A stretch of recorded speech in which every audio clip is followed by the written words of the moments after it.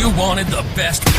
You've got the best podcast. The hottest podcast in the world.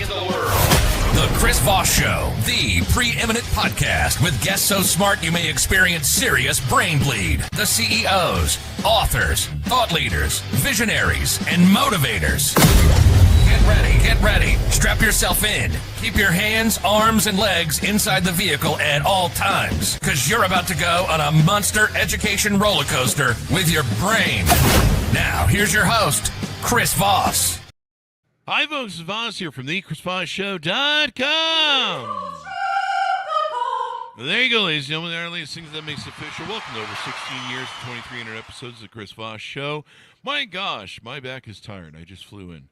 Anyway, guys, we have an amazing young man we're going to be talking to today about his insights on insurance and how you can maybe, do better with your life and money and insurance and, all that sort of stuff. Everybody needs insurance, kind of, because I need insurance from stupidity, because there's a lot on X right now.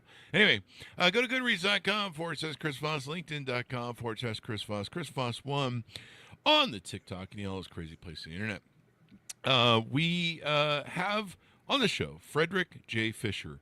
He is the author of the latest book that came out June 18, 2024. It is called Claims Made Insurance, the Policy That Changed the Industry, a deep dive, review, and history. Frederick Fisher is a seasoned expert in professional liability with a career spanning over 50 years. Renowned for his dedication to client financial security, he advocates for clients with strong financial safeguards, letting competitors focus on selling some insurance. He serves on the editorial board of Agents of America and is an original faculty member of the Claims College School of Professional Lines and has been the senior technical advisor, a research manual titled Professional Liability Insurance, published by the International Risk Management. Welcome to the show. How are you, Frederick? I'm very well, Chris. Thank you. And thank you for having me today. Thank you for coming. Give us your .com so people can find you on the interwebs. It's Fisher, Fisher, C as in Charlie, G as in George.com, FisherCG.com. Thank you. So give us, what is a 30,000 overview of your new book? Well, it's exactly like it sounds. Claims made insurance. And that's a special kind of policy that's usually issued to professionals who provide a service to others for a fee. And that could mean all sorts of types of professionals, including accountants, architects and engineers, lawyers, of course, insurance agents and brokers, real estate agents and brokers, doctors and anybody in the medical field, consultants of all kinds, people that are involved in media and talk shows, same thing. And the reason for it is, number one, it's usually the damages that a professional messes up. They're not really, with the exception of medical and some other types of professions, for the most part, they're economic loss. You don't get a broken bone, you don't get a bloody nose when your lawyer fails to, file a lawsuit on time for you, or your accountant screws up your tax return. You're talking about an economic loss. And that's number one. Number two, unlike your homeowner and your auto policy, those are written on what's called an occurrence basis, meaning the accident must take place during the policy term. And that's often because, when you run a red light and hit another car, somebody's immediately damaged. They may not know the extent, but how serious it might be, but they're immediately damaged. But when an attorney fails to put together your estate plan properly, and so there's going to be a major tax consequence, nobody's going to find out about that until you're dead. Now, that could be the day, unfortunately, or it could be 20 years from now, hopefully. But still, nobody's going to know they were damaged by a mistake until much later. Or maybe your insurance broker fails to change the address on your policy or doesn't renew it on time or something. You're not going to know until you have some kind of claim that you submit, and then you find out, oh, surprise, you don't have any coverage.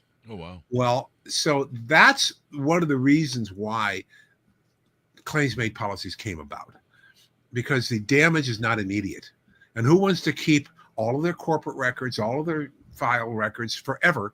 Because it may take years before a mistake becomes an injury that results in a claim against the professional.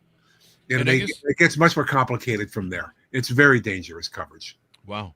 So do you see that a lot where, these things happen years from later? And like I give, like basically as a consultant, I give someone advice like, sure, just invest in Bitcoin and it'll be fine.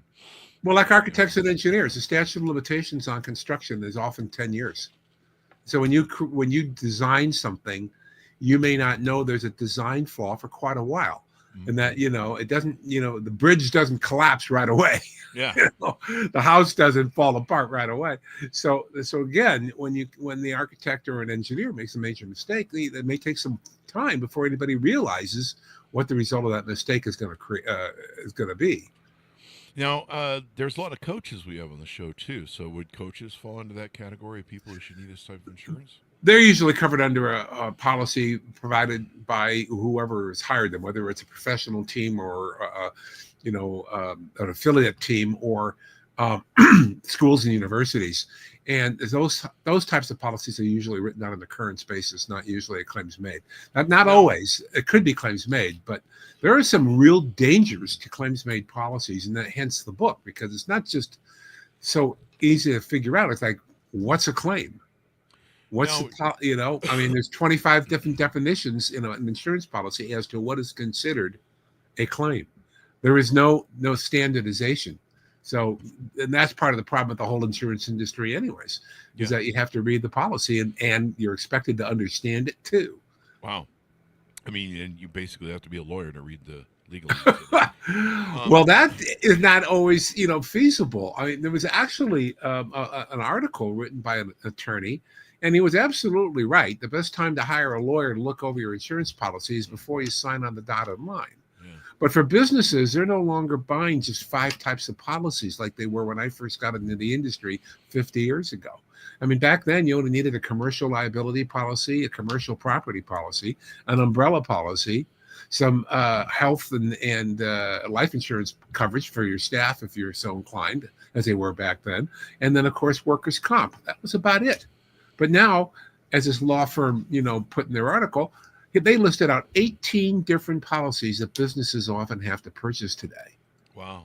18. Who can afford to hire a lawyer to look over 18 policies and do it within a couple of weeks? Because when you get your renewal quote, you probably only have 2 weeks or less to review it and accept it. And on top of it, now you got to worry about a 50-state review as well. Wow. I mean, the cost on that would be astronomical. But he wasn't wrong. But on the same token, there's no standardization in the law. Just because, one cyber liability policy might cover you for social media fraud, for wiring money to the wrong, because the president sent an email saying wire money right away. And it turns out to be a scam. It's called, I don't know why they call it social media, but that's the phrase I got. But in essence, you could have coverage on the same policy with a particular insurance company in one state, and in another state, the court said, no, this doesn't cover that. So how are you supposed to know that? How's a law firm supposed to know the law of all 50 states? That's the whole, craziness about that article. But that's how complicated it's got. Yeah. Now, when we mentioned coaches earlier, I was referring to coaches, consultants, people who give advice. Were you interpreting what I said as... No, I was thinking sports coaches mostly. Yeah. But in that context, people that are consultants that do coaching, whether it's life skills or management consulting, those policies are also written on what's called a claims-made basis, or more importantly now, claims made, and you got to report the claim to the insurance company during the policy term. So there's at least 2 conditions to trigger the policy. Yeah. And that's important to know. But more importantly, there's probably 200 or 300 different types of what they call miscellaneous professionals, as you've described. Everything from life coaches and motivational people to marketing and employment practice coaches and consultants. And those policies are very, very, very dangerous because they are fraught with all kinds of generalized exclusions. Then they may issue an endorsement that may be something unique to your profession versus another type of profession. So on one hand, they're defining the scope of coverage, and it may seem pretty broad. And then you look at some exclusions, and all of a sudden, holy moly, I'm not covered for anything. And unfortunately, that's a major problem. I mean, I've been My focus has been financial protection, financial security for my customer or my client.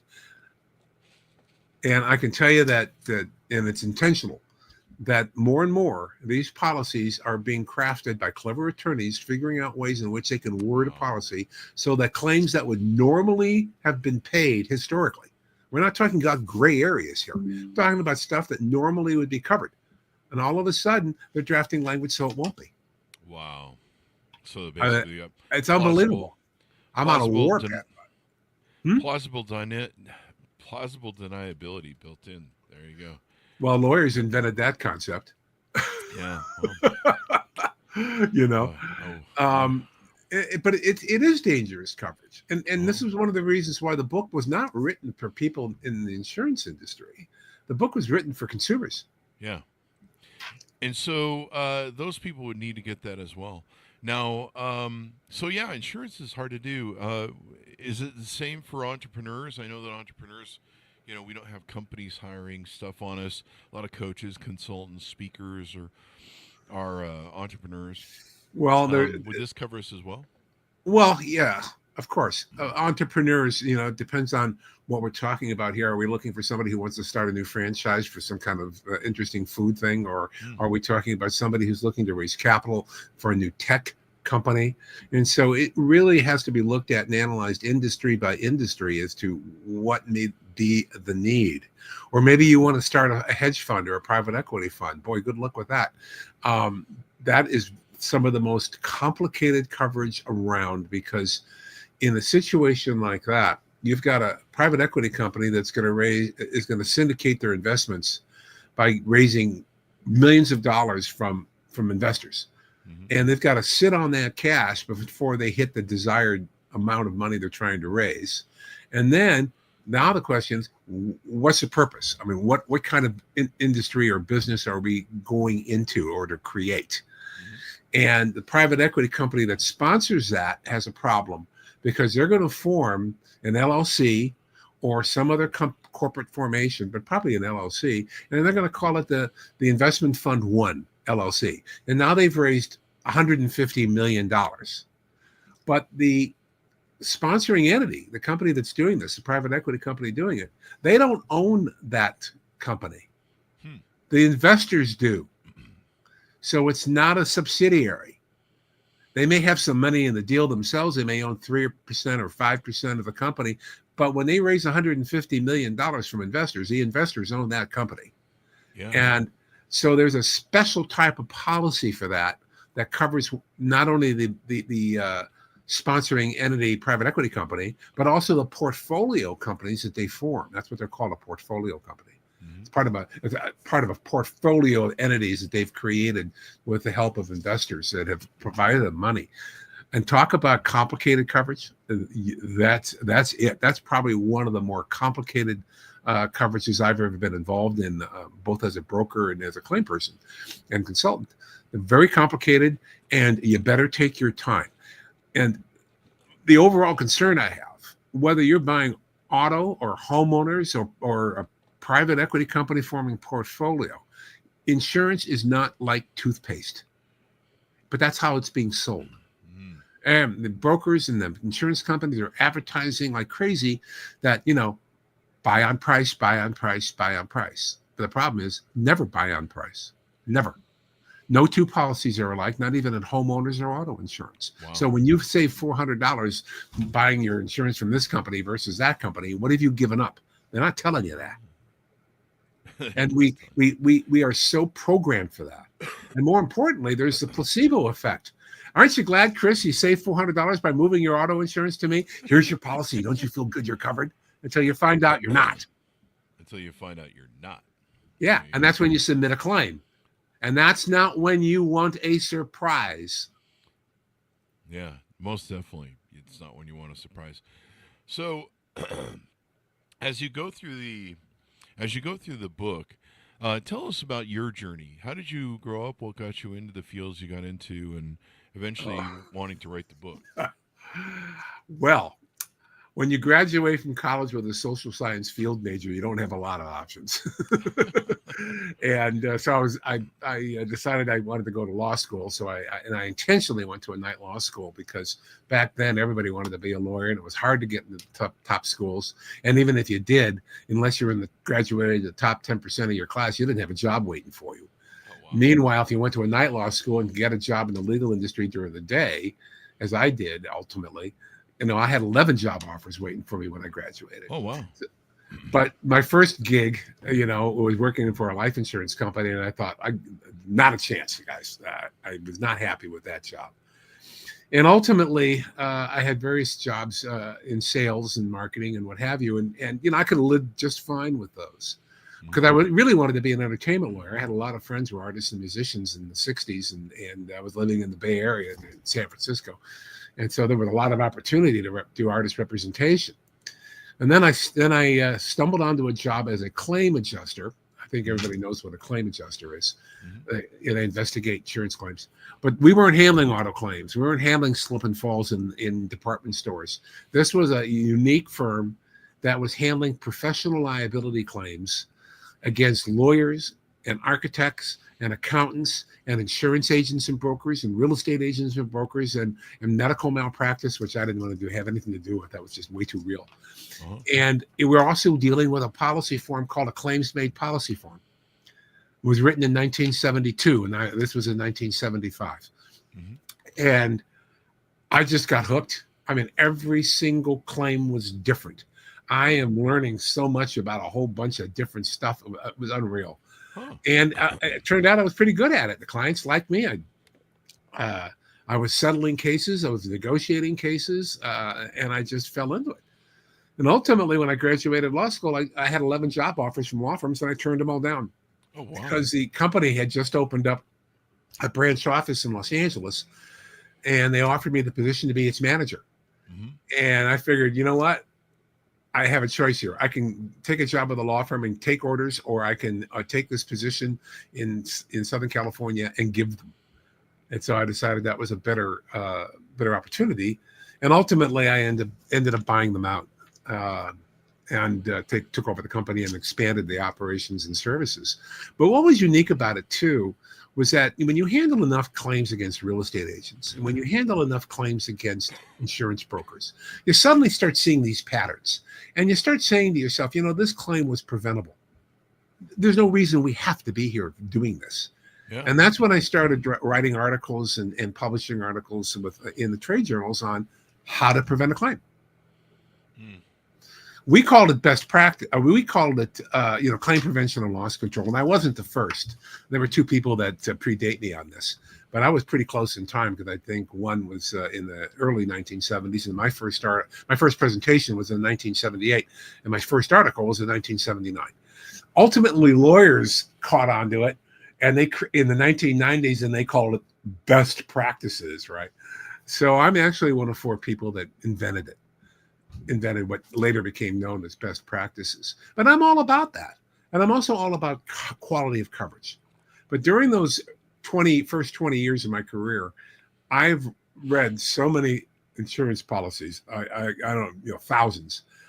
Not all of them were claims made either. I mean, if you're handling a case against an insurance broker, then you got to read the policy he was supposed to provide, So you had that problem.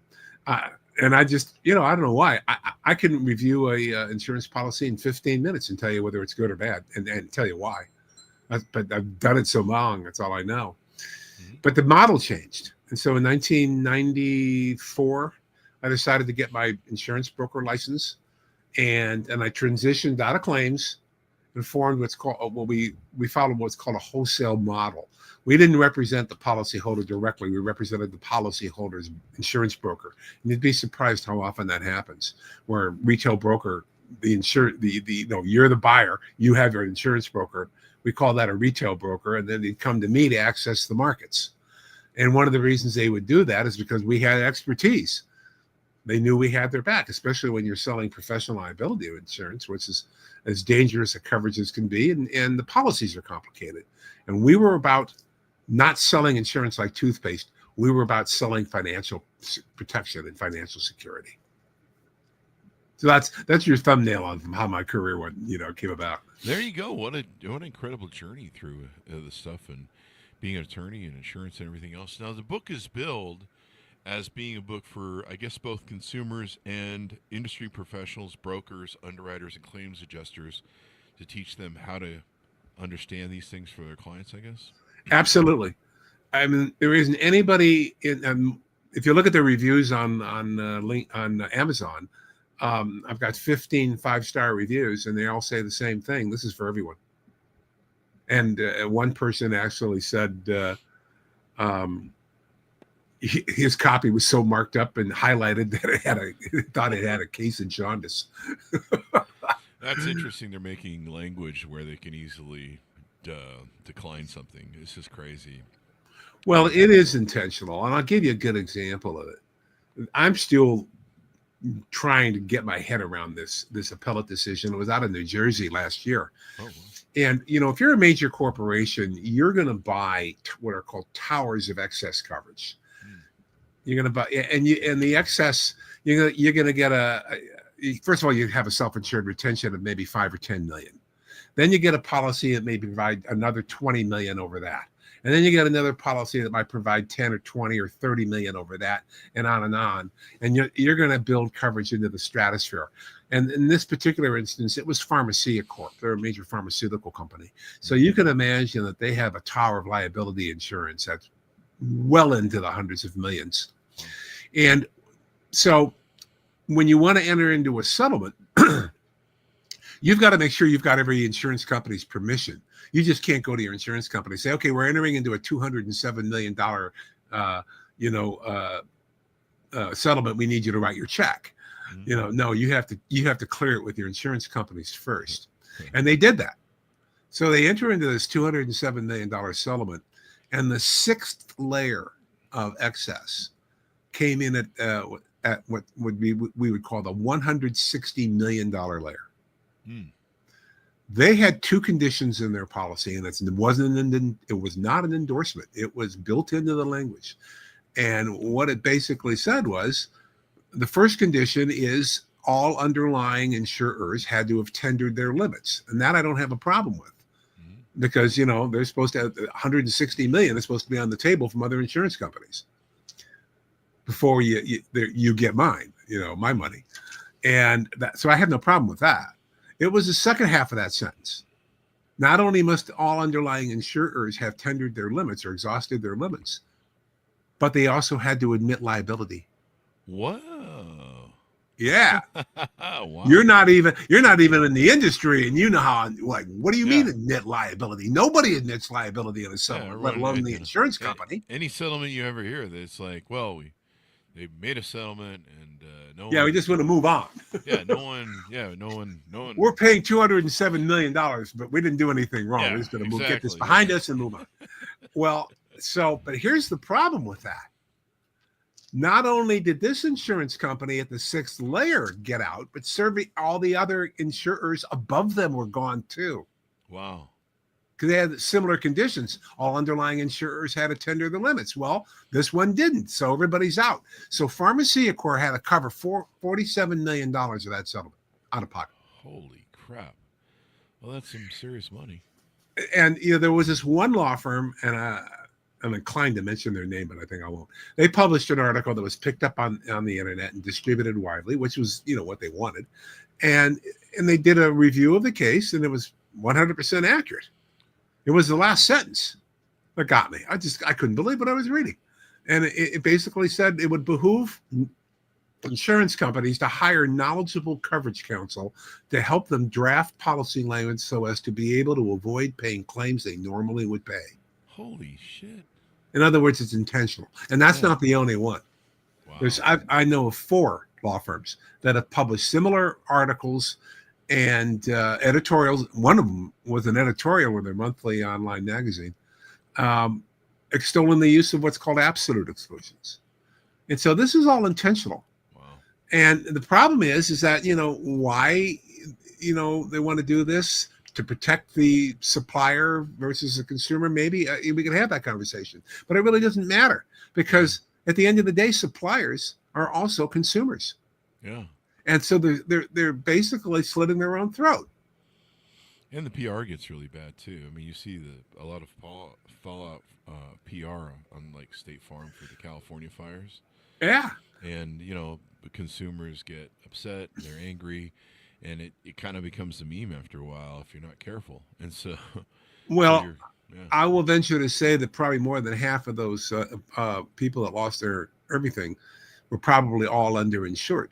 Mm-hmm. And one of the reasons being is, number one, they're not paying attention.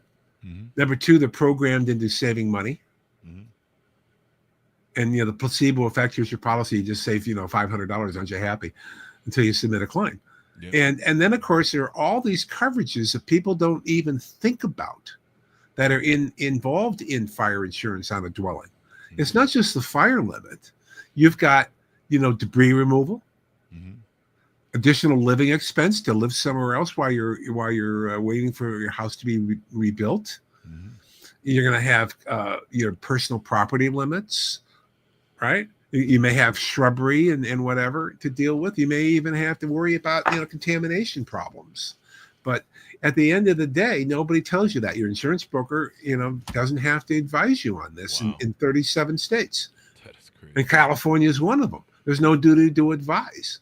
Wow. And so unless you specifically ask questions and they're wrong or they misrepresent coverage, they're not, or they hold themselves out as experts.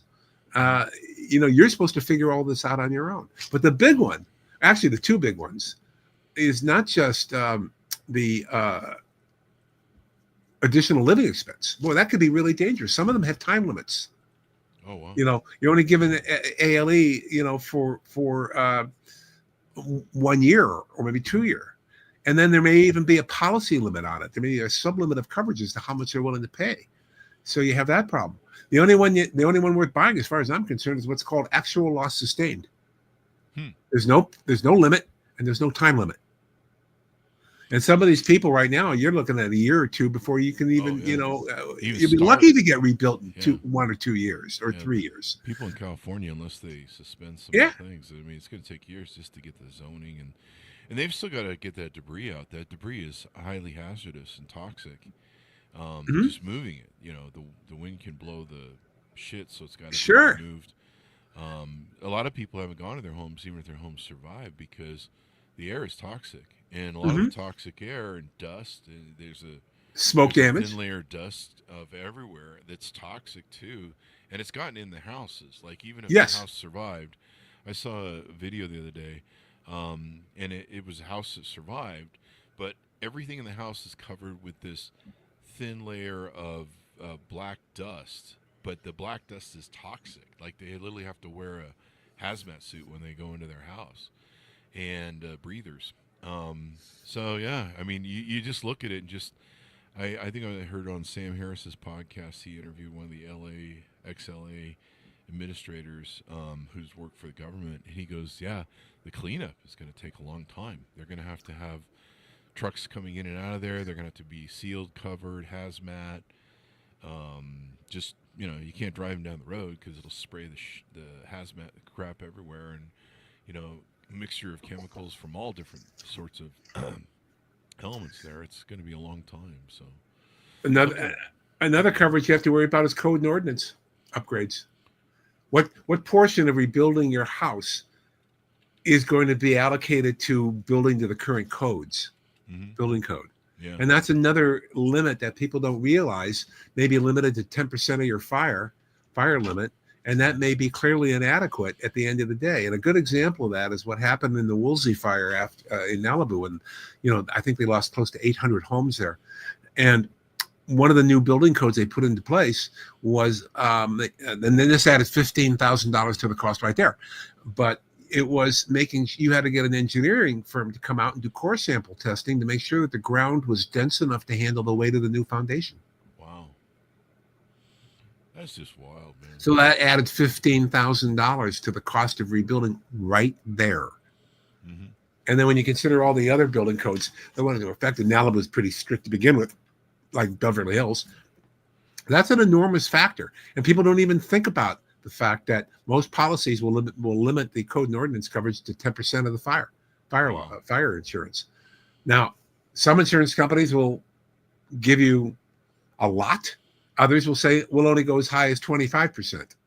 So if we start at 10, but if you want more, we'll go 25%, which may or may not be enough, depending on the kind of construction you have. But these are things your broker doesn't have to tell you. You're supposed to read the policy yourself and figure that out. Jesus, I should have just went to be an attorney just to be a human being. Went to school to be an attorney just to be a human being, so I could read all this stuff. Let me ask you this: one of the problems I've always had, I'll have an attorney say, "Oh, you need to get this blanket policy," and "Oh, you need to do this and that and the other." It's hard to find some of these brokers that have a clue what some of these things are. Like employment insurance. If you've got, if you're an owner of a company and your business partner dies, life insurance or financial coverage for that, for the fallout of, the burden that's left behind. And a lot of these brokers, you'll call them up and they just have no idea. Like they know how to sell you like cookie cutter homeowners insurance, cookie cutter car insurance. Mm-hmm. How do you find the better brokers that can know some of these like blanket policies and things like that? Number one, I would, and don't get me wrong, there are a lot of good farmers agents, for instance, but they're semi-captive. They have to give farmers first right of refusal. And then if they're properly licensed, they can go anywhere they want. But they have to give farmers first right of refusal. And then you've got captive agents who can only place coverage with that one company. Wow. And I would avoid that like the plague. Yeah. You want to go to an independent agent, a member of the Big I perhaps, or the PIA, where they've got 10 or 15 different companies they can place with. And you're probably going to get better service. But again, especially in California, which follows the order taker standard, you got to make it clear what your expectations are and do it in writing. Wow. I'm serious. I need your guidance. I want your advice. I want your knowledge. I want you to go through the coverages with me so I understand why I should buy something, so to speak. But like I said, we're all programmed on price, and people don't want to, so a lot of people just don't want to spend the money. I've seen major lawyers do the same thing, where they know they've got this multi-million-dollar property they built in Colorado, for instance, but they don't want to spend more than X amount of money a year. And so how do you do that? You either reduce the square footage, from what it really is, or you keep the square footage the way it's supposed to be, and you lower the cost of replacement from $600 a square foot to $300. Oh, you're going to save money then, until the house burns down and you find you're underinsured. Craziness. But that has happened.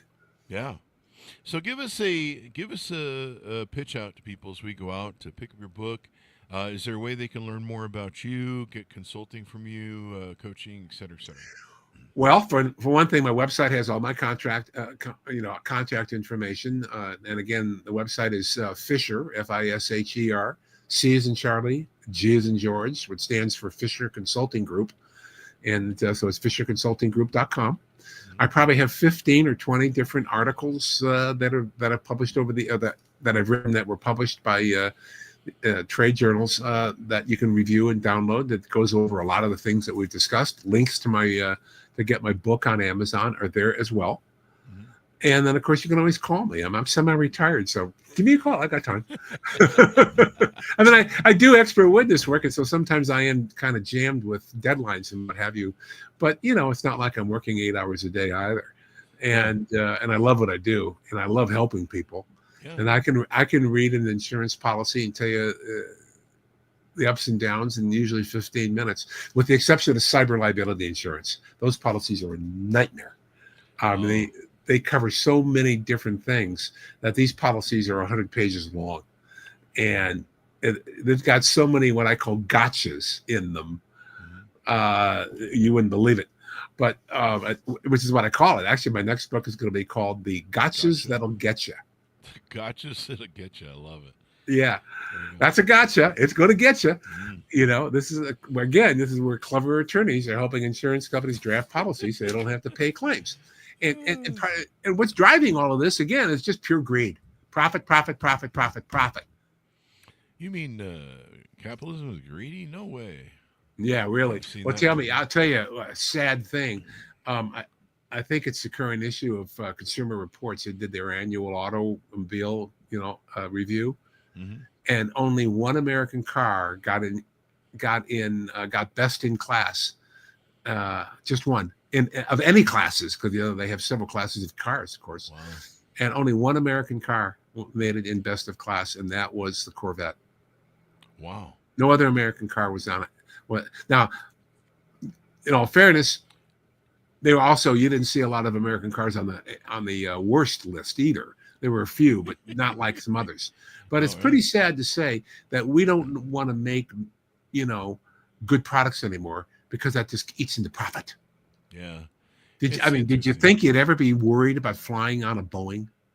I mean, I've actually been looking forward to flying upside down and landing that way. So, that's, Or having happened the lately. top go off, and Well, I mean, it circulates the air and keeps you from getting COVID. So there you go. there's some benefits to it. I don't think people see the big picture when they read the headlines of plane landing upside down in Canada like it did this year.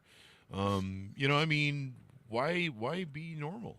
I think that's what a lot of the kids say nowadays. So Well, I actually pride myself on the fact that I'm not, because if I was normal, I probably wouldn't be on this show today. there you go. I pride myself of having a reputation with the insurance company underwriters we dealt with as being a coverage terrorist. A coverage terrorist? Oh yeah.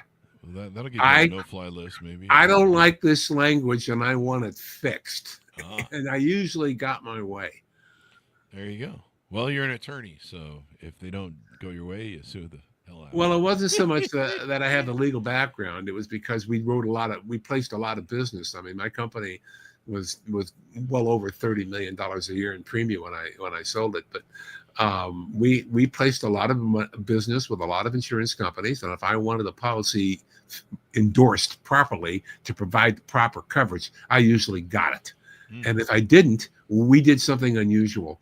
We would disclose that to our customers. We had in our quote templates, we had a special disclosure section, and this is where we disclosed policy language that we didn't like and we couldn't fix. Wow. But at least they were making knowledgeable decisions. In the medical industry, it'd be called informed consent. But I don't mind selling garbage, and don't get me wrong, I have. Mhm. But it's only because, number one, I told you it was garbage. I told you why it was garbage, and I offered you something better. And then if you make an informed decision that you want the cheap policy, fine. Don't come crying to me when you end up having a claim that's not covered. Don't And go crying. that's why I pride myself in saying I was a coverage terrorist. I mean, that was Yeah. my goal. I want Maybe that. I want that label. Maybe that should be the third book. Don't come crying to me. Well, I think that's what the gotchas that'll get you. That's where Yeah, that comes gotchas from. That'll get you. There you go. We've actually filed a trademark application with the. I would if I were you. No, we already did, Yeah, good. and for I've got you. the websites tied up too. Good for you. As thank you for coming on the show. We really appreciate it. It's been very insightful, and I'm going to read it so I can take a look at what my insurance stuff coverage is, because I'm always concerned. And being an entrepreneur, there's always some sort of insurance I need. Running a podcast, I need insurance for being an idiot host. Do they make an idiot host policy for? Well, podcasts? do me a favor though. If you do read it, and I would encourage you to do it, please leave an honest review on Amazon. There you go.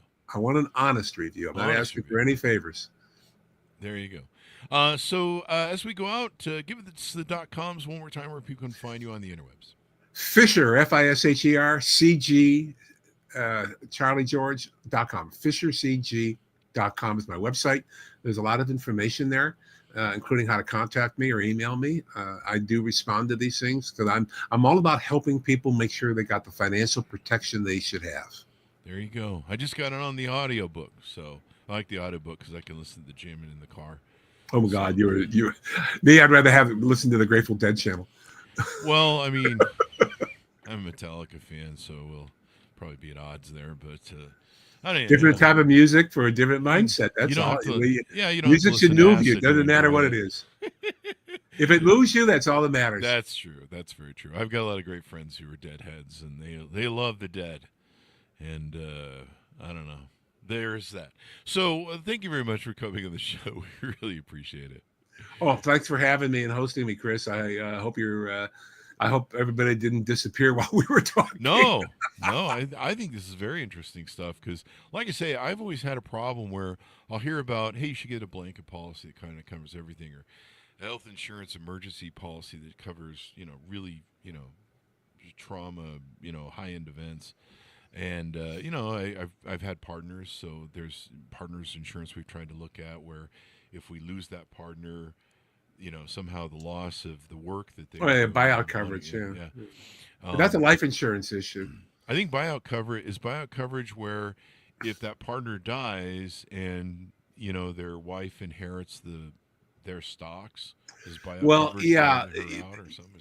It's something that has to be arranged when you first take on a partner. Yeah. Is that you have the ability, in the event of death, you have the ability to buy out based on whatever value you want to set, whether it's book value or EBITDA value.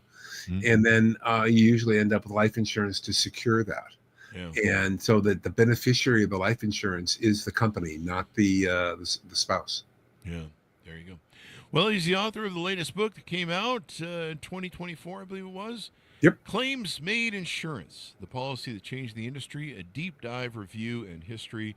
And people, after seeing the kerfuffle in 2025 of the fires in Palisades in California, and then other things that are going on, it's hard to get insured in Florida as well, and I believe Texas and other places are starting to have trouble that have the high risk stuff that comes through. I expect a lot of lawsuits against insurance brokers for being underinsured, and the insurance brokers have their insurance on a claims made basis. Oh wow! Well, everybody needs to review their policies, read the fine print, and as the lawyers like to say, caveat emptor. Make your insurance broker explain it to you. There you go. Is there a Latin phrase for that? Caveat emptor. Caveat emptor. Let the buyer beware. Thanks for tuning in, everyone. Go to goodreads.com/Chris Voss, LinkedIn.com/Chris Voss, Chris Voss1 on the TikTokity, and all those crazy places on the internet. Be good to each other. Stay safe. We'll see you next time.